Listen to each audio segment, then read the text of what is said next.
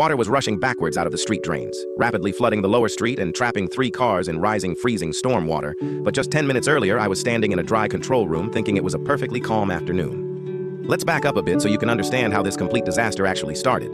My neighbor Julian was the ultimate golden boy of our community project team.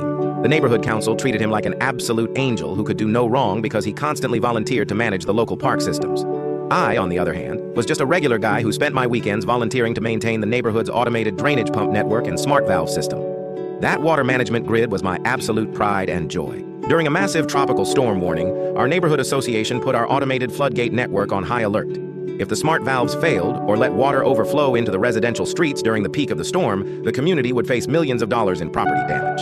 Since Julian was the golden child, supervisors allowed him to manage the master control portal, where valve telemetry was monitored.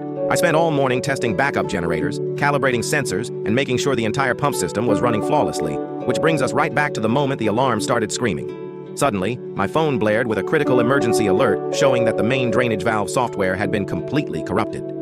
The director rushed in with a face full of pure panic and rage, looking at the flooded street. Before I could speak, Julian looked at the director with fake horror and said, "Oh my gosh, I am so sorry. I tried to tell them that running unverified optimization scripts on the main pump line would freeze the safety valves, but they wouldn't listen to me. They flooded the neighborhood on purpose because they wanted to sabotage the community event." I was shocked. I yelled, "Are you kidding me? The pump software was stable." But the director didn't care about the truth. He looked at me with total disgust and said, "I am sick of your reckless mistakes. You just ruined the neighborhood because of your toxic jealousy towards Julian." He told me I was kicked off the safety crew, banned from the facility, and ordered me to leave the area immediately. I felt completely crushed as the water kept rising outside. Julian thought he had executed the perfect crime. But he forgot one very important thing. Because I am incredibly careful with my network setups, my personal server app automatically kept an encrypted, uneditable history log of every single command sent to the smart valves. I pulled out my phone, bypassed the crashed local network using a secure cellular bridge, and opened the cloud log. When I pressed play on the timeline from 10 minutes ago, I expected a hardware failure. But what the tracker caught blew my mind. The log showed Julian logging into the backend using admin keys in the dark.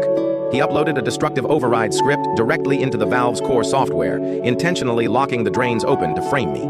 On the cloud log, his phone window popped up where he texted his friend, "Just locked out the drainage valves. The director thinks the other guy did it.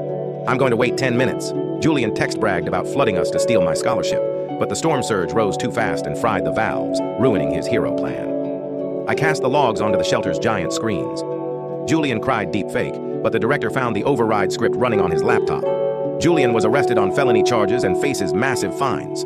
The city apologized and hired me to oversee the entire new infrastructure project. Subscribe for more.